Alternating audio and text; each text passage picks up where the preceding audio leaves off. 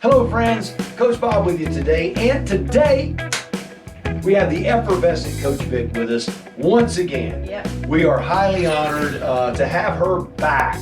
The wedding is over, the wedding was beautiful, the wedding was wonderful, and our daughter is on her honeymoon right now. And the wedding went great. We had one flub. The cakes kind of slid in the box, but a friend of mine came to the rescue and fixed the flowers, so you would never know that the cakes were messed up. You would never know. And I didn't even have a breakdown with it. I'm like, oh, it'll work out no matter what. It'll be fine. No breakdown. So the whole wedding worked out perfect. Perfect. It was great. It was great.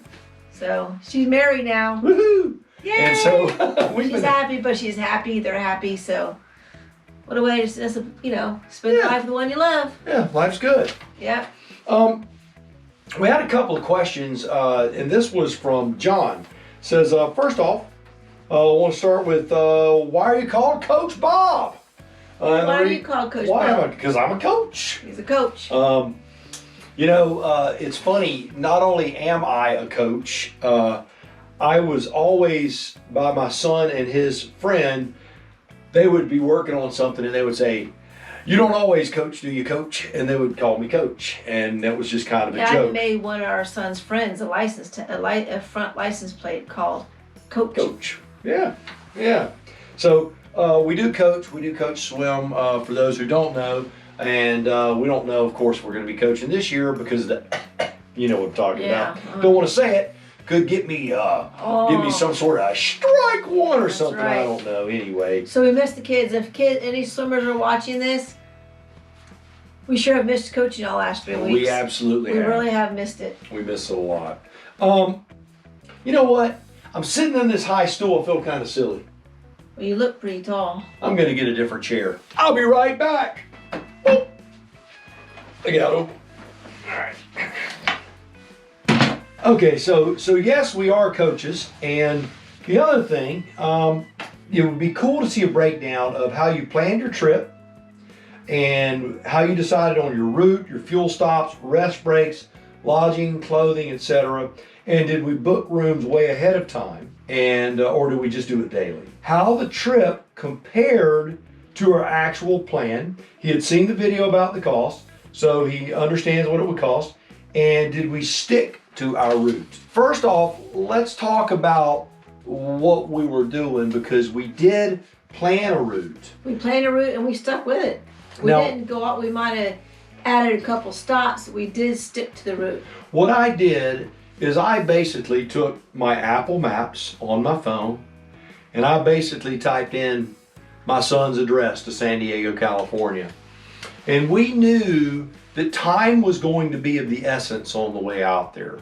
So we wanted the fastest route. We didn't care if it was a toll road. We didn't care if it was an interstate.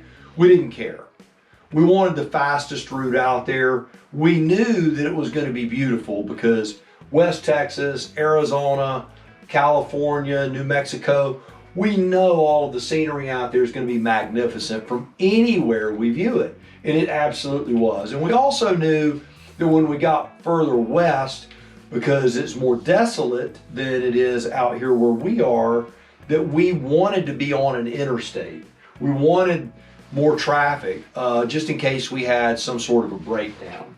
So we knew we were going to kind of stick to interstates. So that's how we planned our route, just generally speaking, from Tallahassee, Florida to San Diego. So we had our route planned. I have a general rule when traveling on a motorcycle. My general rule is this. It's the 500-600 rule. 500 is maximum miles you can do if you're not on an interstate. 600 is pretty much the peak if you're on the interstate. You can go a little over that, maybe 5%, maybe 6%. But 600 is a good round number for the maximum amount of miles you want to do in a day. Would you agree with that? Mm-hmm. But we went more than that in a couple of days. We did. About 5%. Oh! So anyway, we stayed on the route. We picked it and we stayed on it. I-10 mostly the whole way out there. Actually, we did. So what we did. It was I-10 the whole way out there. No, I-10, then it merged with I-20, and then it was I-8. Well, anyway, highways. So what I did is I like to write things down on paper. For some reason, my little peanut head works better that way. And you followed it too. This is what it looked like, and I'll have a picture, I'll bring it up in the video, but this is what it looks like. I would write down our departure point, which was Tallahassee, Florida, and our destination, which was Beaumont, Texas. And then I would break it up. I would say, okay, if it is a 640-mile trip, and that day was, I don't want to go over 200 miles without a stop. Now 200 miles is kind of pushing the range as heavy as we were. I know those of you are going, man, you can get 200 miles out of that CanAm Spyder. But there were times, I'm telling you, I felt like it was kind of pushing it, especially with weather, all that So stuff. you looked on the map ahead of time and you found certain gas stations in certain cities. So what I would do is we kind of called this our Loves trip. So I would type in Loves truck stops near Milton, Florida, and I would bring up all of those. And then I would look another 150, 180 miles down the road, Loves truck stops near Diamond Head, Mississippi, near Lafayette, Louisiana. And then all of a sudden we're in Beaumont after that. So what I did each day, I pretty much planned the entire trip before we left. But you had it planned before the whole big trip. Before we left, yes. You had every day broken down already. I had the... Because you're already on the map, Googling everything. Yes. And you had it planned out. So, and then on the way back, it was a little more loose. But You still had it. I still had it planned to where we had an A stop and a B stop for every stop of the day. I would plan on the way back. I loosely planned it before we left California. It took me about 2 days. And then I would modify that plan a little bit based on weather, based on traffic, based on fatigue, that sort of thing. How true did we stick to our plan? We stuck to it. We didn't take any detours on any roads. Yeah. We stopped longer on the way out. We made a long stop on the second day and an extra stop on the second day because of the heat. But other than that, we always made it to the destination that Coach Bob had planned the day before. Right, and that's another thing that we had said. If we have to stop more often, we are willing to stop. It is not a problem to stop. It was about meeting our goal. So he made a goal, we met every goal. Yes. Each stop. Yes. That's how we planned our trip. It was not, there was no real heavy scientific way. Just a lot of studying the map. Because you did look at maps. Yes. I looked at maps and just picked points. I selected a route that was zero interstate, that was partial interstate, and that was all interstate. And in some cities we stopped at, we had no idea what they're going to be like. You had no idea. So we just took our chances. And one of the things that I used, and now this is how we booked our room, and so this is what we do is we have the Hilton app on our phone. I would type in these destinations and I would make sure our final stop had a Hilton hotel of some kind. Now Hilton is not just Hilton. And the fuel stops, since you knew how many miles the CanAm would go on a tank, that's how you also determine our Their stops. stops, right. Now Hilton is Waldorf Astoria, it's Hilton Garden, it's of course just Hilton, it's Hampton Inn. There's a lot of Hilton owned motels. What I would do every morning when we would do our little check-in with you guys, I would book our room right then on my phone in the morning when we were getting on the CanAm. Right, so the hotel is not booked a month at a time. We booked them each morning for later that day. For later that day. For later that day. So they were booked real time. And the reason for that was if we would have gotten up one morning and really felt haggard and I didn't think we were going to be able to make our mark, I would have changed our destination. Or if I felt like that, hey man, yesterday was too easy, we need to go a little further, then I could pick a destination a little further out. Mm-hmm. I would never do that without conferring with my travel partner. I would never do that without conferring. But we did stay on plan. That's how we did that. The other thing, now as far as the rest breaks, but our planned breaks were strategically set up.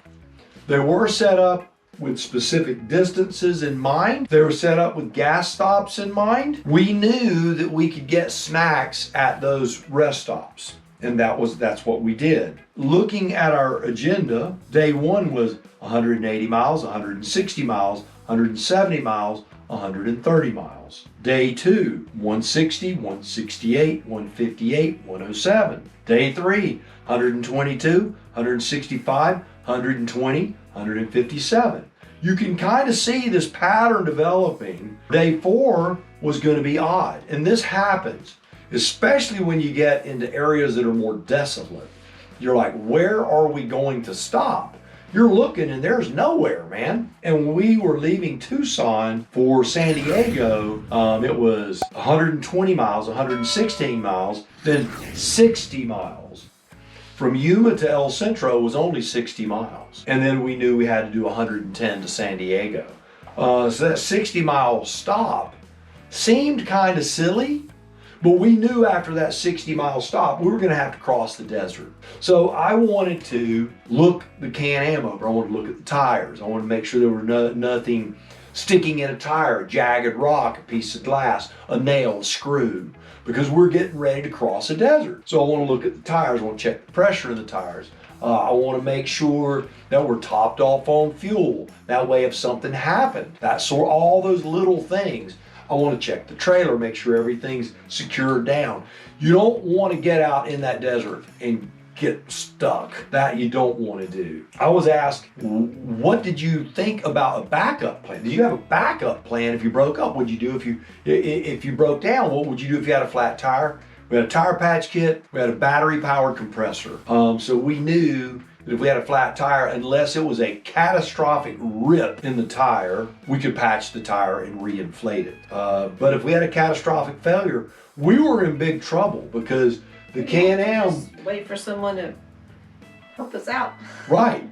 Now, another thing that I would do is every morning, I would type in CanAm dealerships for each city that we were going to, and I would know there were times that the closest CanAm dealer was 300 miles away. So you're worrying when it's like that because CanAm at BRP has a roadside assistance, but is it going to get to me in time? Is it going to get us where we're going to go? Those are stressful little points that you just have to come to grips with.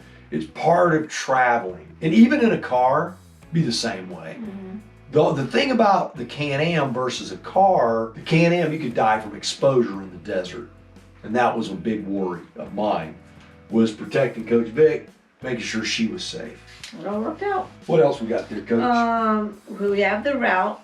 We did our fuel stops, rest breaks, lodging. We did all that basically. And clothing. Okay, let's talk about clothing because we knew that it was going to be anywhere from 30 degrees to 110. I didn't really prepare for cold weather.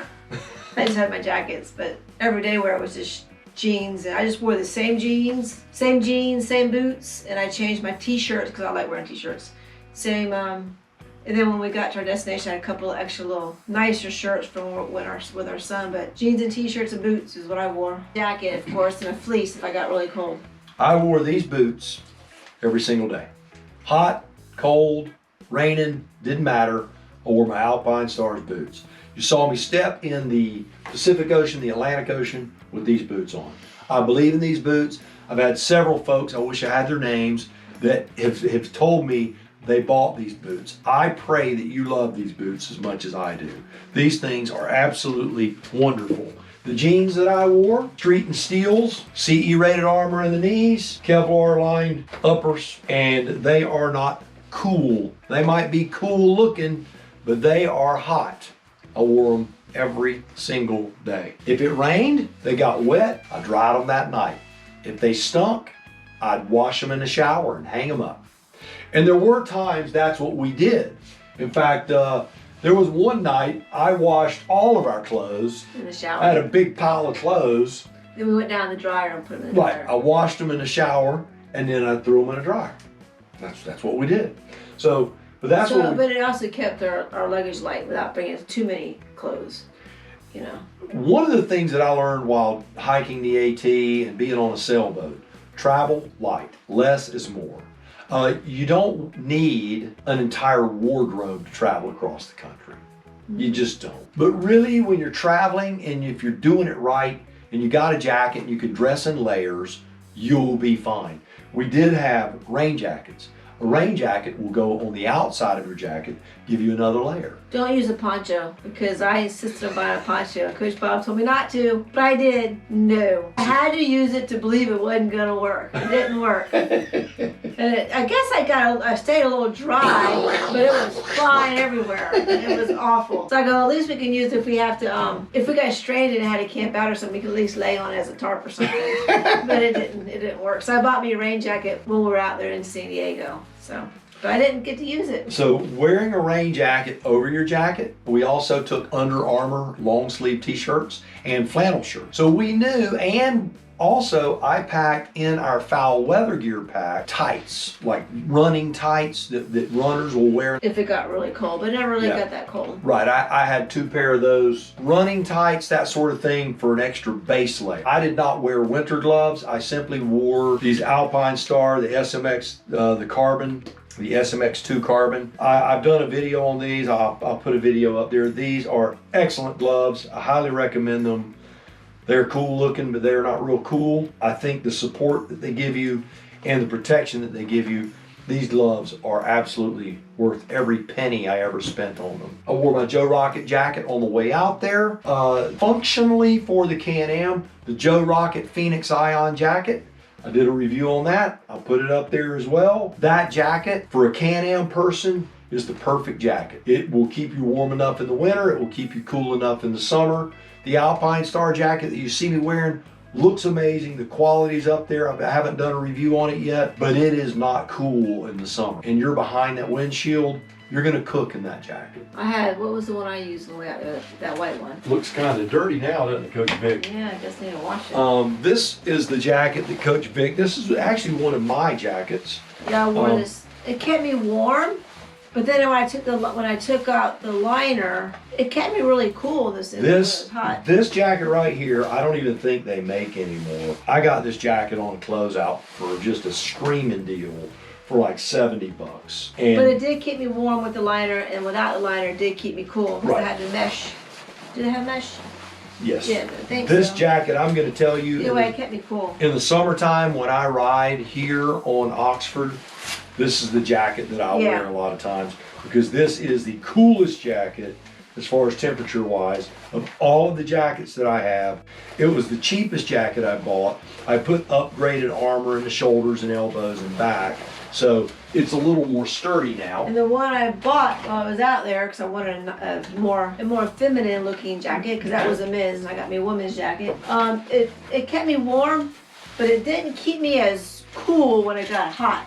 We've got Tylenol in there. Yeah, I mean, this would be, it's a good moderate weather jacket, not real cold weather, not real hot weather. Well, we're going to be doing reviews on our jackets here in the next week.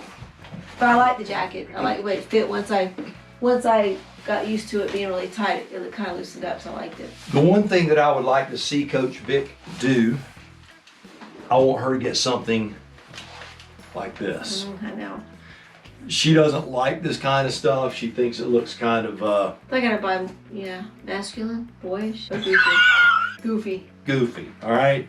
She doesn't want to be a MotoGP racer, but the protection that this provides in the event of a slide down the road, the stuff's important. And I think sometimes we take that too lightly, especially in the CanAm world, because we don't think about just falling over or washing out. But that thing can flip, and you can make that trip down the concrete. You don't want to do that. I might consider buying a pair next year. So that's how we planned our trip. I know that sounds like a really, really Barney Rubble way of doing it. It seemed pretty easy to me. I mean, I wasn't back here behind closed doors planning it, but it all, whatever Coach Bob did worked. I put a lot of thought into it, and I would figure out the plan, and I would look at it 3 days later and I go, does that look like a good plan? Yeah. And then I'd redo it again and redo it again. When I finally got to one that I kept going back to, which was the one we used. Right, because she did change a few times, but the minute we left Tallahassee, it was all written on paper every single day where we're going. And let me tell you, here's another question we were asked. was about physical training. Do you do physical training? Yeah, someone else asked that question. Oh, by the way, these questions that I've answered was asked by John. John, thank you for the questions, buddy. We appreciate it. And he wanted to know, how did your trip compare to your plan? We already told him that it worked out. And it compared, it was exactly as we planned. For a while though, as far as planned, but in my brain, a day or 2 days before, I got all nervous thinking, what if something happens to us? We get stuck out there in the desert or we get kidnapped. That was my fear. But none of that happened. Yay. Yay us! We were very fortunate. It was just a very easy, no stressful trip. Non-stressful trip. And we say it wasn't stressful.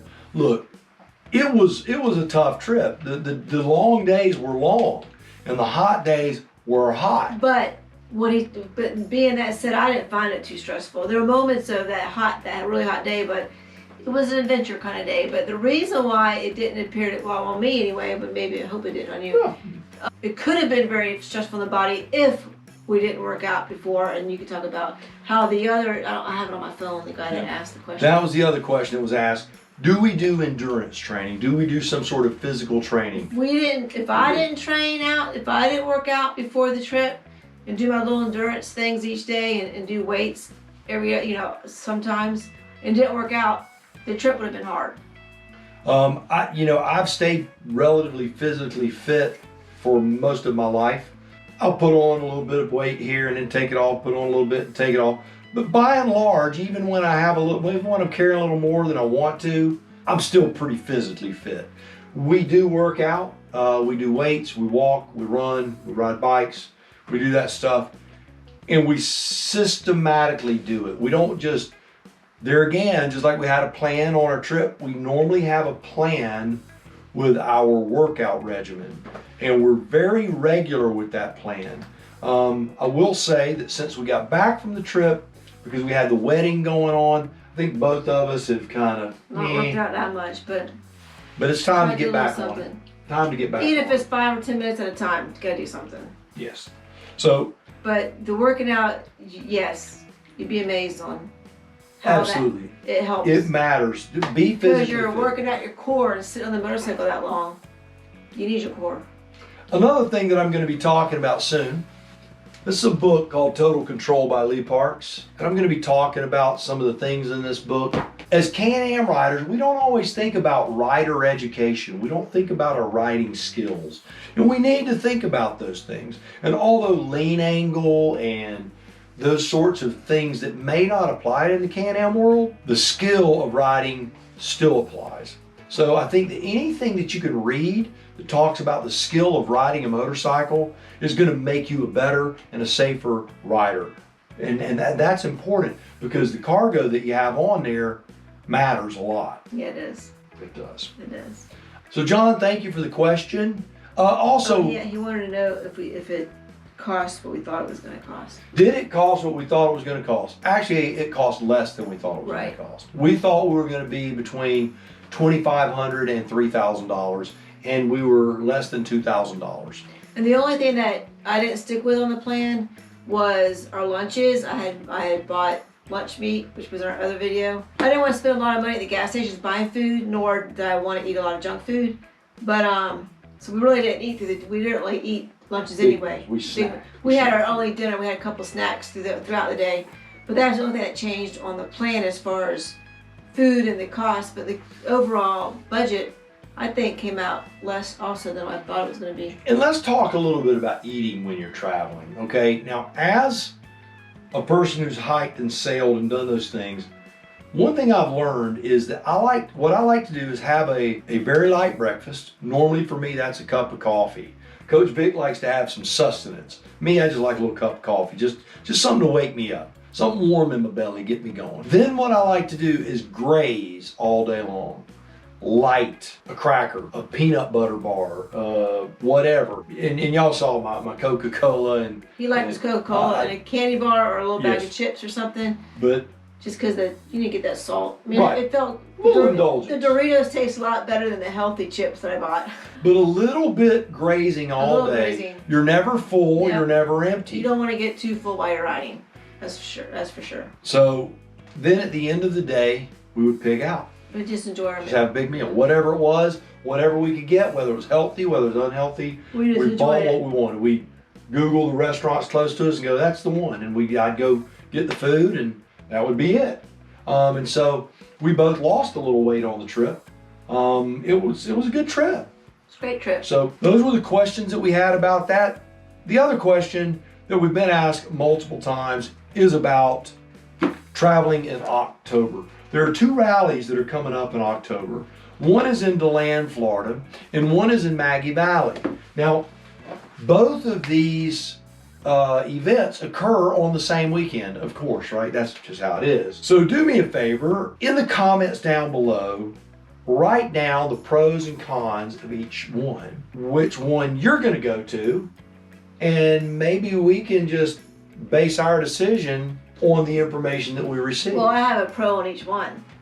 The one in Maggie Valley is only a few hours from my parents in Damascus, and the one in DeLand is closer. So who knows which one? The DeLand one is a no-brainer for us. We planned on doing that one anyway because it's close. We had planned on doing that one. But then I've heard a lot about this Maggie Valley trip, and several folks have commented and mentioned that particular trip to us. So it's something that we would be very, very interested in doing. Leave your comments below. Let us know which one you plan on attending. We want to meet some folks. In October, I did not look up the dates, is Biketoberfest, which is in Daytona. I plan on going to that. Hopefully Coach Vic will accompany me on that.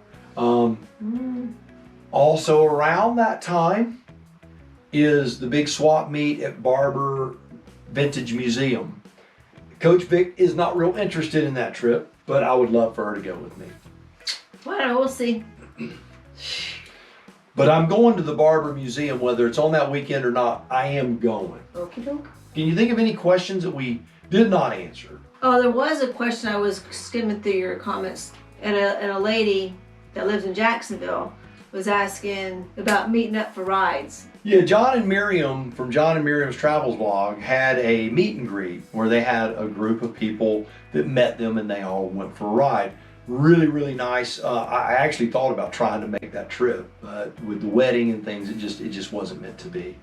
Are Coach Vic and I going to do something like that? Yes, but I think that when we do it, it would benefit you as well as us if we did that around an event. Like, for example, if we did it around the DeLand Spyder Rally or around Maggie Valley or around Biketoberfest, to where we selected a time and a location, and if you could be there, that we would meet, have some lunch, and go for a ride, enjoy the day. So there you have it.